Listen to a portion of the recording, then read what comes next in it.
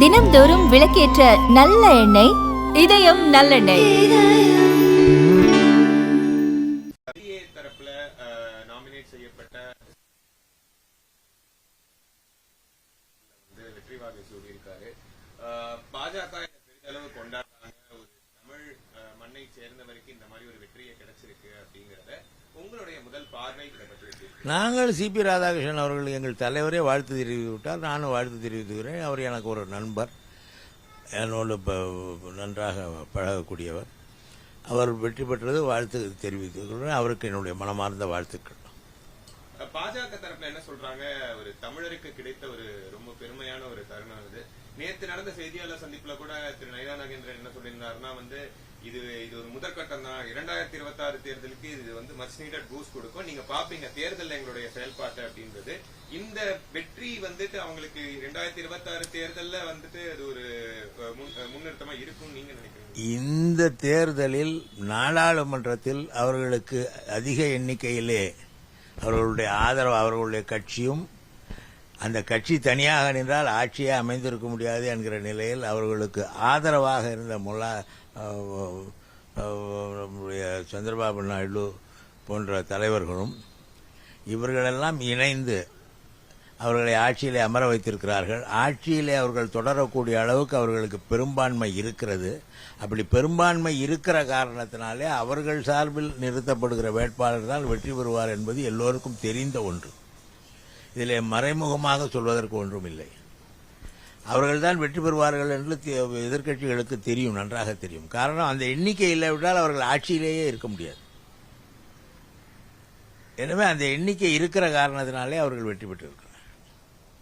Sir, இன்னொரு கேள்வி திரு விஜய் அவர்களை பற்றி. அவருடைய பொலிட்டிக்கல் கேம்பெயின் அக்ராஸ் தமிழ்நாடு 13ஆம் தேதி தொடங்க போறோம்னு சொல்லியிருந்தாங்க.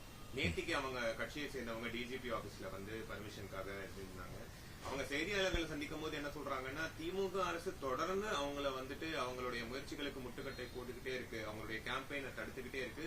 தாவேகாவை பார்த்து திமுக பயப்படுது அப்படின்னு திரு விஜய் அவர்களே ஸ்டேட்மெண்ட் விட்டிருக்காரு. அவங்களுக்கு மட்டும்தான் இந்த மாதிரி தொடர் இன்னல்கள் வந்துட்டு இருக்குன்னு நீங்க எப்படி பாக்குறீங்க? இது மிக மிக தவறான ஒன்று. கடந்த காலங்களில் திமுக அனுமதி கேட்ட காலத்திற்கு கூட சில விளக்கங்களை கேட்டு, சில உத்தரவாதங்களை கேட்டு அதை பெற்றுக்கொண்டுதான் காவல்துறை அனுமதி வழங்கும். இவர்கள் மதுரையிலே நடத்திய கருத்தரங்கில், மாநாட்டில் பல பேர் அவர்களுடைய தொண்டர்களே காயப்பட்டார்கள். ஒரு கார், ஒரு கொடிக்கம்பம் கீழே விழுந்து ஒரு கார் கெட்டு போனது. அவர்கள் சென்ற பிறகு அந்த இடத்தில் இருந்து பல நாற்காலிகள் உடைக்கப்பட்டு அங்கே உடைந்த நாற்காலிகள் இருந்தன.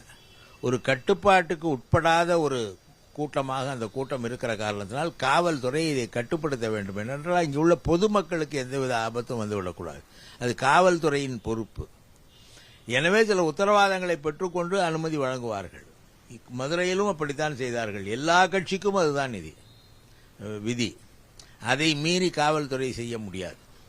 இதெல்லாம் அவர்களுக்கு தெரியாது. அவர்கள் அரசியல் கட்சி அல்ல, அது ஒரு ரசிகர் கூட்டம். அவர்களுக்கு இது போன்ற விதிமுறைகள் இருக்கின்றன என்பதே தெரியாது. ஏதோ விஜயை பார்த்து நாங்கள் அஞ்சு இதெல்லாம் சொல்கிறோம் என்று சொல்கிறார்கள். அப்படியெல்லாம் நாங்கள் சொல்லவில்லை. நாங்கள் எங்கள் சாதனைகளை நம்பி மக்களிடம் செல்கிறோம். மக்களுக்கு எங்களிடம் வரவேற்பு இருக்கிறது. மக்கள் பெரிய அளவில் எங்கள் முதலமைச்சர் செல்லும் போதெல்லாம் வழியெல்லாம் கூடி அவரை வரவேற்கிறார்கள். விஜய் அப்படி சென்றார் என்றால் பெரிய கலவரம் சாலையிலே நடக்கும், உங்களுக்கு தெரியும். அவர்களுடைய மாநாட்டிலே இவ்வளவு நாற்காலிகள் உடைந்து கிடக்கிறதே, அதையெல்லாம் அவருக்கு என்ன பதில் சொல்ல போகிறார்கள்? இது அச்சத்தால் விளைந்ததில்லை. அந்த பகுதி மக்களுக்கு பாதுகாப்பு உறுதி செய்யவும், சட்டம் ஒழுங்கை பராமரிக்கவும் சில நிபந்தனைகளை நீதிமன்றம் விதித்து அதை ஏற்றுக்கொள்ள சொல்லும், காவல்துறை விதித்து அதை ஏற்றுக்கொள்ள சொல்லும். அதை ஏற்றுக்கொண்டால் அனுமதி வழங்கப்படும். அவ்வளவுதான்.